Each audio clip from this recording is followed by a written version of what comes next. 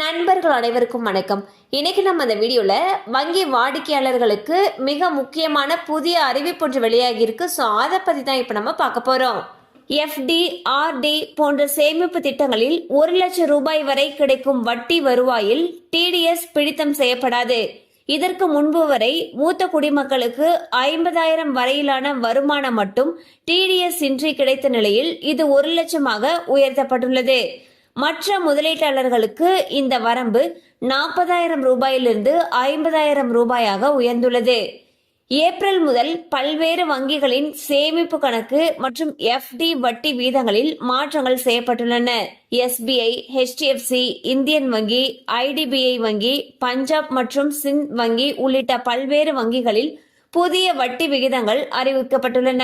கண்டிப்பா அந்த அப்டேட் உங்களுக்கு பயனுள்ளதா இருந்திருக்கும் நம்புறோம். மேலும் இது போல அப்டேட்ஸ் உங்களை உடனே ரீச் ஆகணும்னு நினைச்சீங்கன்னா நம்ம சேனலோட தொடர்ந்து இணைந்திருங்கள்.